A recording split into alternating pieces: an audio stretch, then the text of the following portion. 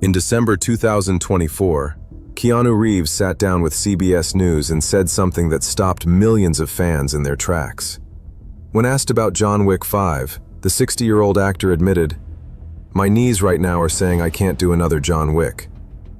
His heart wanted to return, but his body was telling him a different story. But that's not all. Earlier that year, while filming a comedy with Aziz Ansari, a simple slip on a wet floor cracked his kneecap in a way he described as sounding like a potato chip breaking. The man who spent decades defying gravity on screen, bending bullets and dismantling armies, was now confronting something he couldn't fight his way out of: the toll of giving everything to his art. And it gets even messier, because the physical pain is only part of the story. Behind that calm smile and quiet dignity lies a lifetime of loss that would have broken most people 10 times over. Here's where it really explodes. Keanu Charles Reeves came into this world on September 2, 1964, in Beirut, Lebanon, and chaos found him before he could even walk.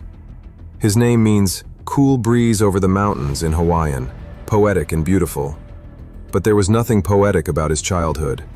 His father, Samuel Nolan Reeves Jr., a geologist with Hawaiian, Chinese, Portuguese, and English ancestry, walked out on the family when Keanu was just 3 years old. By age 13, Keanu saw his father for the last time. No goodbye speech, no explanation, just silence that stretched across decades. That's when everything unraveled. His mother, Patricia Taylor, an English costume designer, carried the family through constant upheaval. From Beirut to Sydney to New York to Toronto, they moved like refugees chasing stability. Along the way, Patricia cycled through multiple marriages, each one ending in another broken promise. Keanu and his younger sister Kim watched stepfathers come and go, never staying long enough to become family. Things went downhill fast. Home wasn't a place for the Reeves children.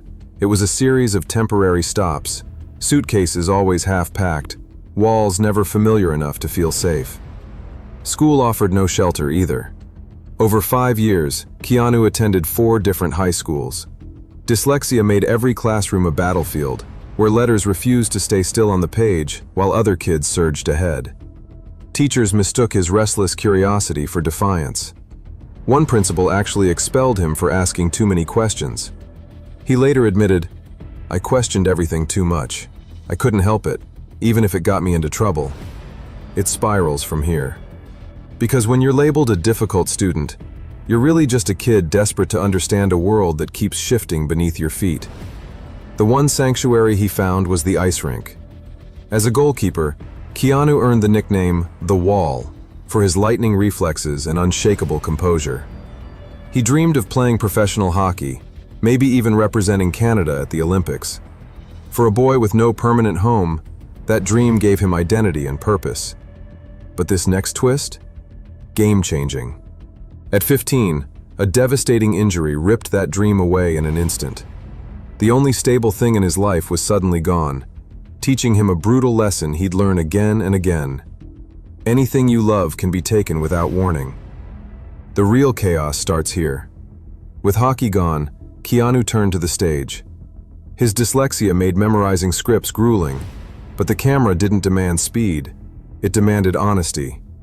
He scraped together odd jobs, appeared in small Canadian TV shows, did a Coca-Cola commercial with the desperation of someone proving they belonged. Armed with nothing but a battered Volvo and a name most people couldn't pronounce, he drove to Los Angeles chasing a fragile hope. Brace yourself for this one.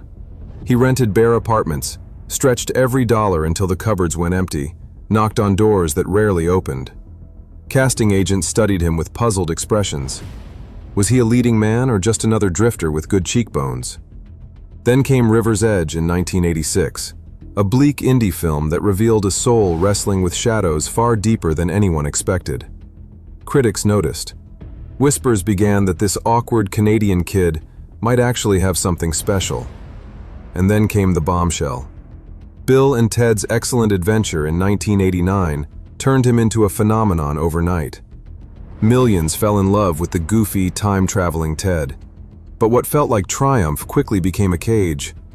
The Airhead label clung to him for years, as if Hollywood had decided he was too light for darkness, too simple for tragedy. He later confessed, "I craved something lighthearted, but that label stayed with me for years." Here's where the truth hits hard. Even success had teeth, and every cheer carried its shadow. During this period, he crossed paths with someone who would change everything, River Phoenix. They met through River's brother Joaquin and quickly formed a brotherhood that went beyond Hollywood friendship. You won't believe what happened next. To convince River to join him in my own private Idaho, Keanu hopped on a 1974 Norton Commando motorcycle and rode over 1,300 miles from Toronto to the Phoenix family's ranch in Florida, script in hand. That's the kind of loyalty Keanu showed the people he loved. River agreed to do the film only if Keanu was doing it too. They made a blood pact on that movie, creating something raw and authentic that neither could have done alone. This part left everyone stunned. For a boy who'd grown up without a stable family, River became the brother he'd always needed. Now here's where it gets insane. On October 31st, 1993, Keanu's world shattered. River Phoenix collapsed outside the Viper Room in Los Angeles and never got up. He was only 23 years old. A toxic mixture of cocaine, morphine, and Valium had stolen one of the brightest talents of his generation, and Keanu's closest friend. Keanu was filming Speed with Sandra Bullock when the news came. Sandra later recalled what she witnessed. "I watched how Keanu grieved, and oh, did he grieve for his friend. He's very private, but he couldn't hide that." It turns darker from here. Years later, Keanu still can't speak about River in the past tense. In a 2021 interview with Esquire, he caught himself and said, "It's weird speaking about him in the past. I hate speaking about him in the past, so I almost always got to keep it present. He was a really special person, so original, unique, smart, talented, fiercely creative, thoughtful, brave, and funny, and dark, and light. It was great to have known him. Miss him." 30 years later, the wound remains open. But listen to this. Fate wasn't finished with him. In 1991, while Keanu's career was gaining momentum, his sister Kim was diagnosed with leukemia. She was only 25 years old. Here's where the mask falls off. The man the world was starting to celebrate as the next big thing became something else entirely: a caregiver. According to multiple reports, Keanu sold his home to move closer to Kim. He rearranged shooting schedules, turned down roles, and spent millions on her treatments. When the pain got unbearable, he sat beside her bed and held her hand through the darkest nights. Kim later told Woman's Day, "Keanu helped me so much through my illness. When the pain got really bad, he would sit with me and hold my hand and keep the bad man from making me dance. He was supporting me and comforting me all the time, even when he was away." And it gets worse. For 10 years, Kim battled the disease while Keanu lived between the blinding lights of Hollywood and the sterile corridors of hospitals. On screen, audiences watched him become Neo in The Matrix, bending bullets and defying destiny. Off-screen, he was a brother in a thin hospital chair, reading aloud through endless nights while fluorescent lights hummed overhead. The Matrix sequels were reportedly delayed because of his dedication to her care. This is where it all falls apart. Because while fighting to keep his sister alive, he was about to lose everything else. In 1998, at a party for his band Dogstar, Keanu met Jennifer Syme, a luminous woman who worked as an assistant to director David Lynch. Their connection was immediate and profound. For a man who'd spent his life with suitcases half-packed, Jennifer represented something he'd been chasing since childhood: the possibility of home. By 1999, she was pregnant with their daughter. And then, total chaos. On Christmas Eve of 1999, their baby girl Ava was stillborn at 8 months. The nursery they'd prepared stood silent. The tiny clothes folded in drawers would never be worn. The crib waited in vain. Friends recall Keanu's haunted stillness in the aftermath. Not screaming, not collapsing, just silence. The suffocating silence of a man whose hope had been torn from him before he could even hold it. The loss destroyed them. Within weeks, Keanu and Jennifer separated, though they remained close friends. But things were about to explode. On April 2, 2001, Jennifer died in a car accident on Cahuenga Boulevard in Los Angeles. She was 28 years old. The woman who had been his glimpse of family and future was gone. Keanu was one of her pallbearers. Those who watched him at the funeral saw something that still haunts people who were there. A man hollowed out by grief, carrying the weight of the casket and the unbearable truth that half his heart was being lowered into the ground. Jennifer was buried next to their daughter Ava. Here's where it really explodes.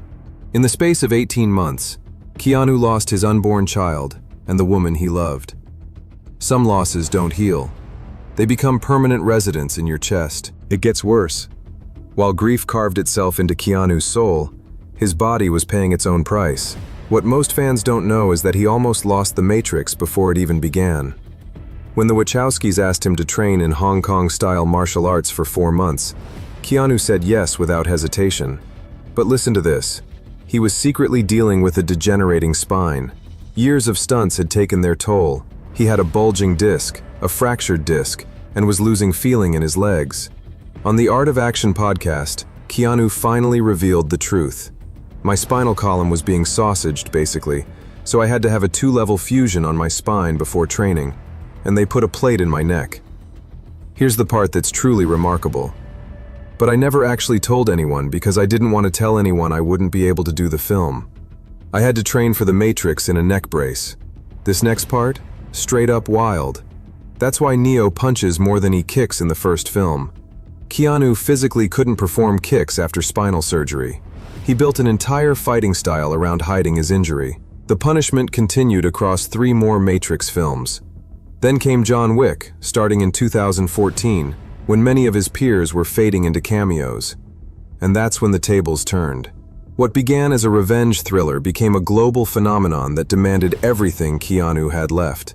He trained with live firearms until his fingertips blistered. He threw himself into judo slams and jujitsu locks until his shoulders burned. He rehearsed gun-fu sequences with obsessive precision, day after day, week after week.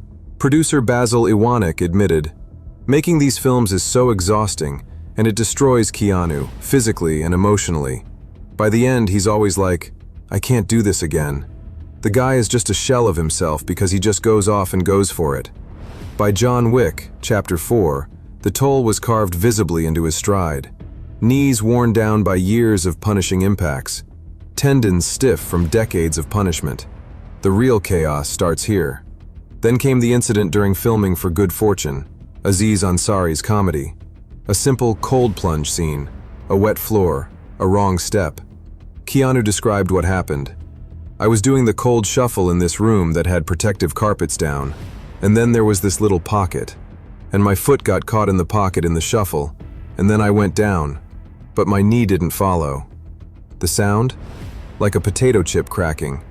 Things went downhill fast. A dance sequence had to be postponed for months while he recovered." In December 2024, sitting across from CBS News, Keanu delivered the words no fan wanted to hear. "You can never say never, but my knees right now are saying I can't do another John Wick. My heart does, but I don't know if my knees can do it." That's when everything unraveled. The man who seemed unbreakable on screen was finally acknowledging what his body had been telling him for years. Here's where the mask falls off. But here's what makes Keanu Reeves different from every other story about a star brought low by time and injury. He hasn't become bitter. He hasn't retreated into isolation. Instead, he's done something remarkable.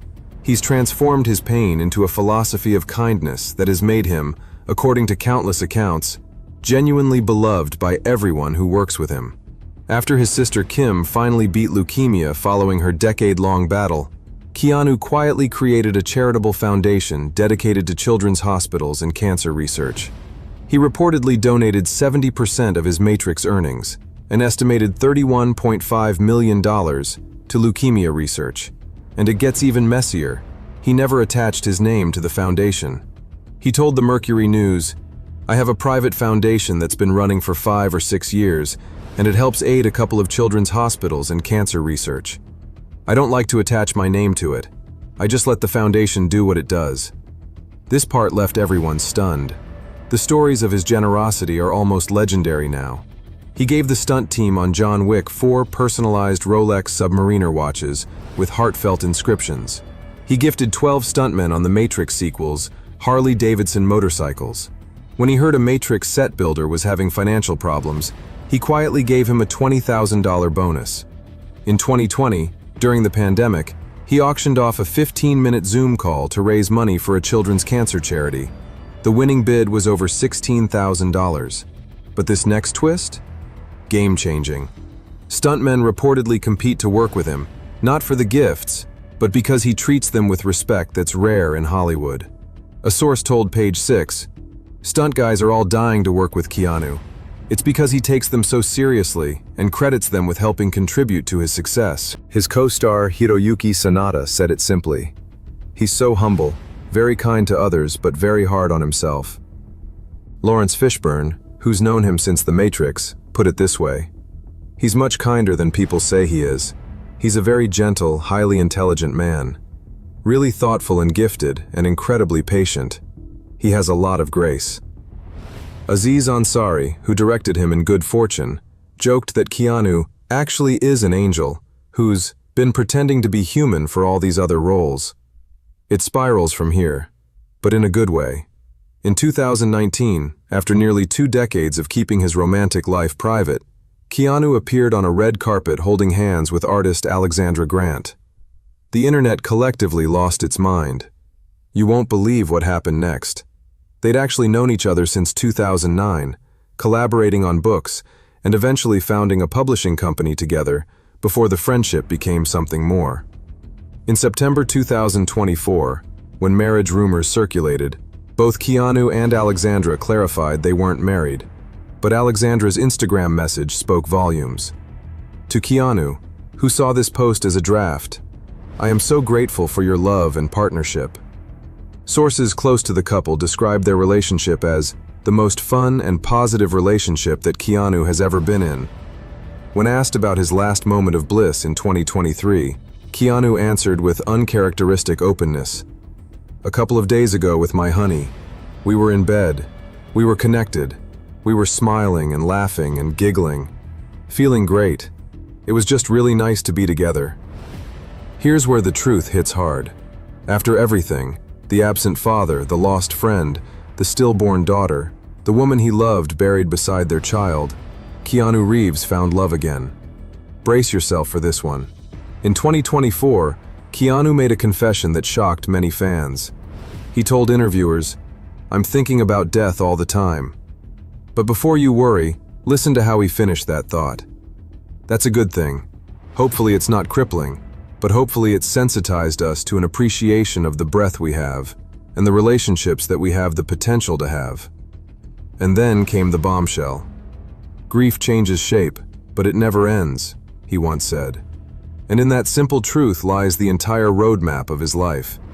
He's not trying to outrun his losses or pretend they don't exist. He carries them.